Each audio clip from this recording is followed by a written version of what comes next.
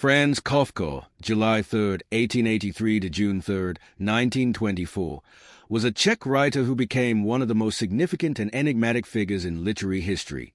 Known for his profoundly introspective and surreal works, Kafka explored themes of alienation, existential dread, and the struggles of the human condition. Despite publishing only a handful of his writings during his lifetime, including The Metamorphosis and The Trial, his posthumously released work solidified his legacy as a literary pioneer. Kafka's distinct voice and depth of thought have left an indelible mark on modern literature, making him a timeless figure of introspection and creative genius. At the age of 36, Franz Kafka wrote a searing letter to his father, Hermann, driven by the collapse of his engagement to Felice Bauer and years of emotional abuse and disapproval. The letter, a poignant reckoning with his father's toxic influence and double standards, reveals Kafka's lifelong anguish and disappointment. Modern psychology underscores the lasting impact of such formative relationships on emotional habits and future connections, making Kafka's account both deeply relatable and validating for those with similar experiences.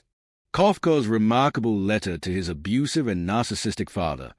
Kafka recounts one particularly traumatic incident when one night as a young boy, he kept crying for water, not, I am certain, because I was thirsty, but probably partly to be annoying, partly to amuse myself.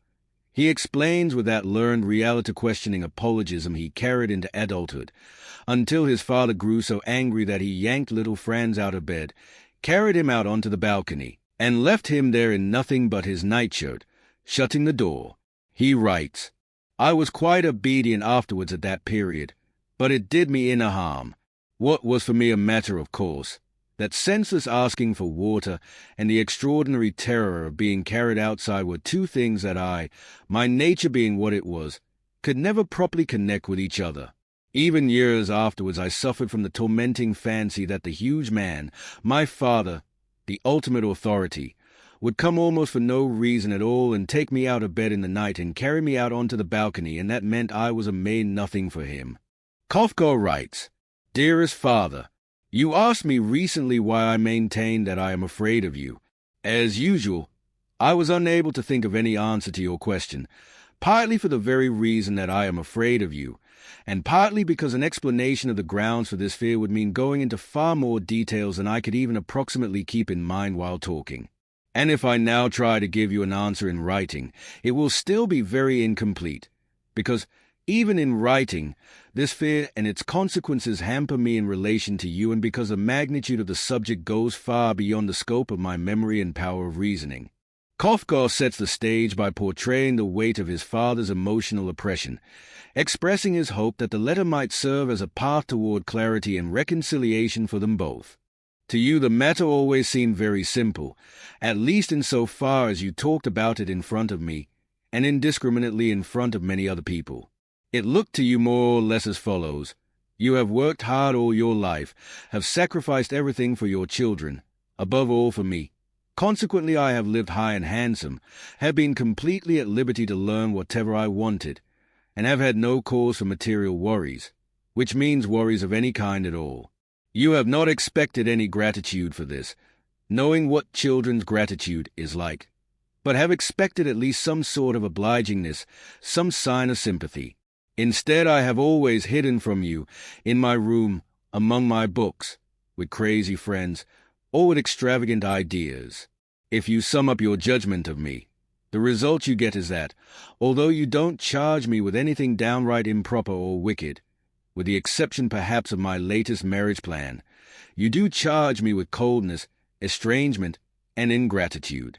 And, what is more, you charge me with it in such a way as to make it seem my fault, as though I might have been able, with something like a touch on the steering wheel, to make everything quite different, while you aren't in the slightest to blame, unless it be for having been too good to me.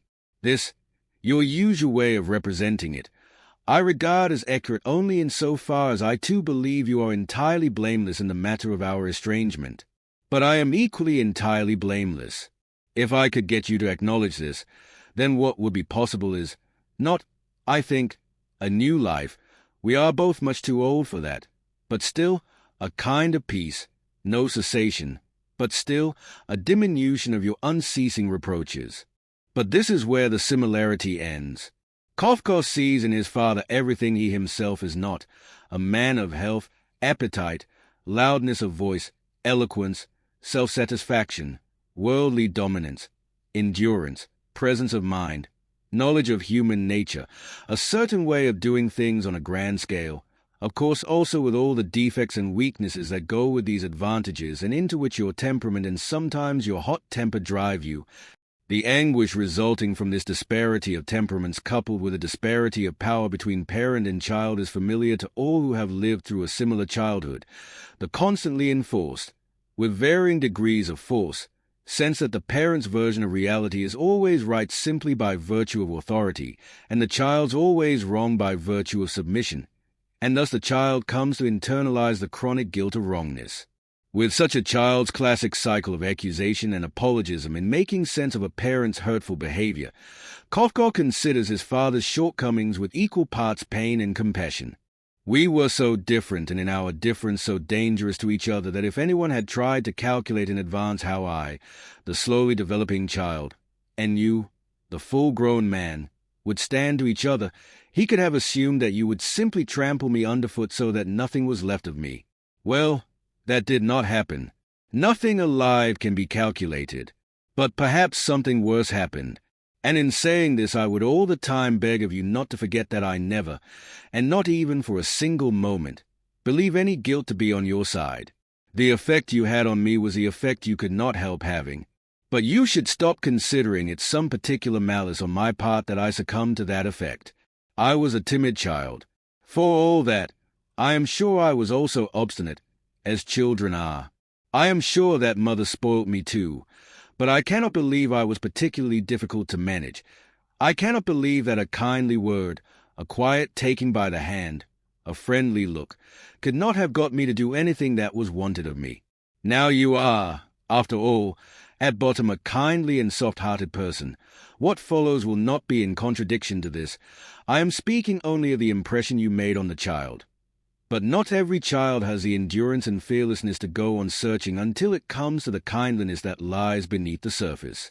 You can only treat a child in the way you yourself are constituted, with vigor, noise, and hot temper, and in this case this seemed to you, into the bargain, extremely suitable, because you wanted to bring me up to be a strong, brave boy.